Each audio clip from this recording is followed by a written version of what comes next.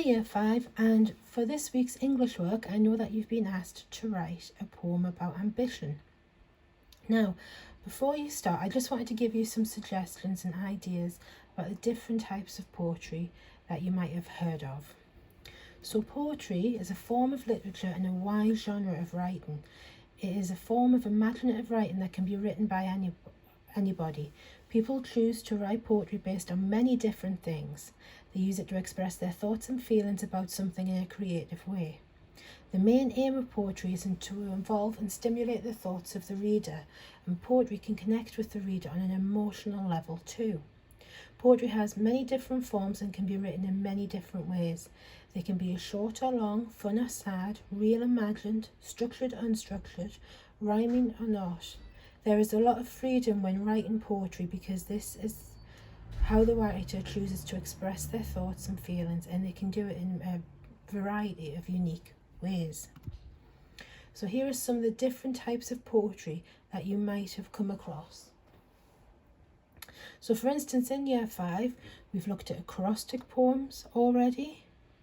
We have also looked at free verse poems. We have looked at haikus. And I'm sure within your time in school you have looked at other ones. For instance, in Year 3, we looked at shape poetry as well. Now, one form of poetry is adjective poetry. Adjectives are the describing words, and they are used in poetry to create many different effects and visual pictures to the reader. The adjectives can be used for a more in-depth description of a noun, and they can be used to add more excitement and attention with a line or verse. So some examples are given here. You have roaring roads, noisy cars, beaming headlights, tall street lamps, dark, cold night. Another thing you could do is use assonance. And assonance can also be identified as vowel rhyme. And it is when a pattern or similar sounds within a poetry line are repeated. And it's used in poetry in order to create many different effects. It creates the form of rhyme not just within the verse but within the whole line. And here are some examples. I saw an iron ore next to the shore. I said, hey, I want the tray for Taylor, the sailor. So that's different to what we're used to, which is a rhyme and couplets. That would be every 2 sentences the last word would rhyme. However, this is within that one line having multiple rhymes there. You then have couplet poetry, which is something that we're a little bit more used to doing. A couplet is a pair of lines, and these 2 lines typically rhyme together. They are also the same length due to the same number of syllables present. Couplets are used in poetry in order to create a rhyming flow. And here's some examples. It's hard to see the butterfly as it flies across the night sky. I made the biscuits one by one. I'm waiting for the bell. They're done. Lightning, thunder all around. So much rain falls to the ground. We then have onomatopoeia. And I know you love using onomatopoeia in your work, and this is when the word imitates its natural sound, or it suggests the sound that the object might make. And it's used in poetry to create a sound effect to make the description more expressive and interesting. And here are some examples. Bang, crash, pop, smash, drip, buzz, tick-tock, whoosh, wham, pow. And these will all be ones that you're familiar with, and I know that you have used in your work before. We then have prose poetry, and prose is a form of language used in poetry that has no formal structure and is written in paragraphs. Prose does not relate to any form of rhymes or pattern. It can contain language play such as repetition. And there you go as an example. Sometimes I daydream, thoughts inside my head, pictures in my mind, drifting off into my own world, my mind's eye, thoughts about my future, thoughts about my past, thoughts about my present, until I wake up. Then we can use repetition, which I know again some of you have tried to do very recently within Year 5. And this is when a certain word or sentence or phrase is written more than once in a poem. And repetition is normally used to make the poem more interesting and to help create patterns. And again, depending on what words you're using for the repetition, this can give emphasis to a certain theme or idea or object within the poem.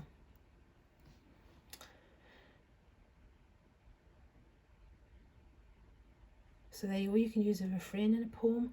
This is where a verse or phrase is repeated during different stages of the song or poem. You could use a chorus in the poem, and this is where the verse or phrase is repeated following each verse within the song or poem. And you could also use an echo in the poem, whereas the last word of each line can be repeated as a response to the next. You've then got use of syllables, and this is something that we practiced a lot within our haiku. A syllable is a unit of a written or spoken word, and the syllables are broken up sounds that are used to create the words.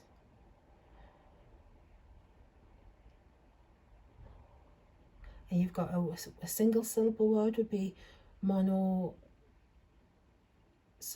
and the more than one syllable would be polysyllabic. And syllables are used in poetry to create rhythm. So you can see how every line includes an extra syllable. So cat, fluffy, catches mice, my faithful pet. And you could do that and almost create like a pyramid effect with your work. We all know what verbs are, and we use them every day in our written work, and they're doing words that show the actions within a sentence. And verbs are used in poetry to create a range of effects. They're used to create more interesting sentences and to help describe what different people and objects are doing. So here's an example. The boy ran along the shoreline. The woman held her baby tightly. It followed her to school one day. We also have alliteration, and this is when the sound or letter at the beginning of each or most of the words in a sentence is the same.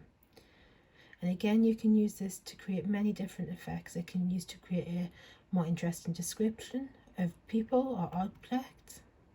Sally sells seashells by the seashore. All authors allow authority after midnight. Teresa tripped and tumbled tremendously over the tree. And you then have a chorus, and you'll know a chorus mainly from songs, and it's a part of the song that's repeated after each verse. And again, in poetry, you can create more drama and emphasis upon a particular idea or theme. So within your poem, you might have 2 or 3 verses and then repeat a chorus in there. And that chorus might include things like alliteration. And again, you can see this in songs. And here's an example of We Wish You a Merry Christmas, which I'm going to save myself the embarrassment and not sing.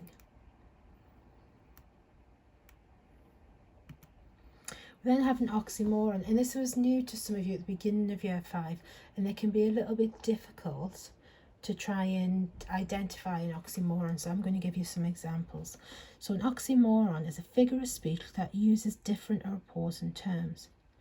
And the most common form of oxymorons include just 2 words.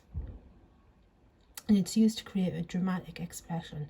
So you could have bittersweet, pretty and ugly, act natural. Well, if you're trying to be yourself, do you need to act, or do you just do it normally? Seriously funny, can you be serious and funny at the same time? Passive aggressive, alone together, deafening silence, and living dead. So there's some examples for you. I think oxymoron might be a great thing, especially something like bittersweet or act natural, even seriously funny, alone together. They could be great ones to include in your poem. We then have some more information on rhymes, And we know rhyme occurs when two words sound the same when they're spoken out loud. And there's just some examples for you. I know most of you are rather familiar with examples of rhyme, as you are with similes. And a simile is a figure of speech, and it's when one thing is compared to another using like or as. They can be as descriptive as the writer chooses. They can be funny, they can be sad, they could add a level of mystery to the work. Similes are used in poetry to give a more descriptive and in-depth understanding of the character, object or person. And there's some examples. As busy as a bee, as snug as a bug in a rug, runs like a cheetah, and as white as a ghost. And for instance, runs like a cheetah or busy as a bee, again, might be good ones to include in your poem about ambition. We've also got synonyms, which I know all of you love looking up in the thesauruses. And this is when you have a word that has the same or similar meaning to another word, as I'm sure you're all aware. And there is some examples for you.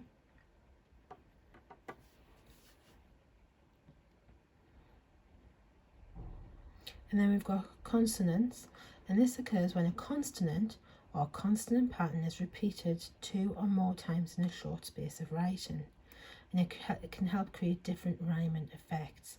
So things like pitter-patter, Jeremy juggled jigsaws, toss glass across the grass, dawn goes down with a big frown unlike a clown. Then we've got hyperbole, and this is a figure of speech which involves exaggeration of an idea. I know some of you love to do this in class when you're telling me how much you're sick of writing or maths or something like that. And it's used in poetry to provide strong effects and great emphasis. So we've got here, I'm so hungry that I could eat a horse. It was so cold I saw polar bears wearing jackets. I had a million things to do. The joke is so old, last time I heard it, I was walking next to a dinosaur. So for instance here, that one might be a good one to include within your work. We also have metaphors again, which is a figure of speech which describes a place or object or something that is unlikely or common. And again, they're used to create a comparison or image of judgment in the mind of the reader. Her eyes were glistening like jewels. She is the sunshine which brightens up our day. The kids at school are all brains.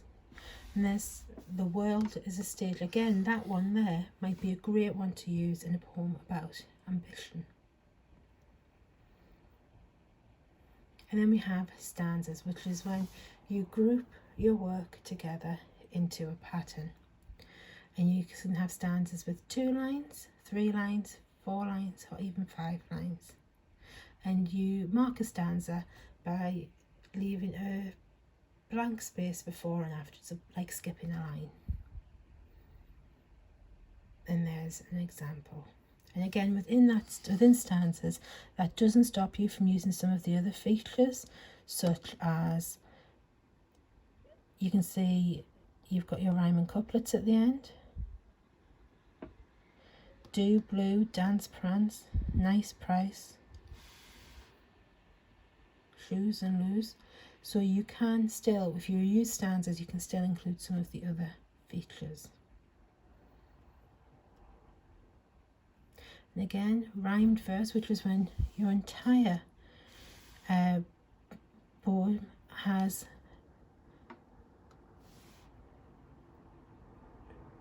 rhyming couplets. So you've got sing, king, chair, stare, and that's a style of poetry that we've used quite a bit.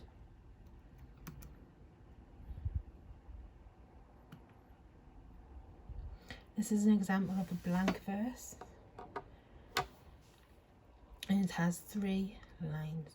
Something there is that doesn't love a war, that sends the frozen ground swell under it, then spills the upper boulders in the sun.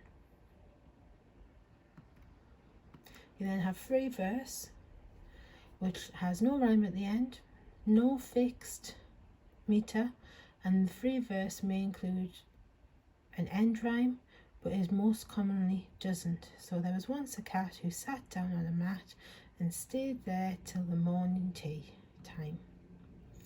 So there's lots and lots of examples of different styles of writing that you could include in your poetry. I don't expect you to include every single one. I would say the best thing to do is decide on what type of poem you want to write, and then look at which of the styles you can include. Okay? Good luck with your poetry writing, and I can't wait to read some of your poems.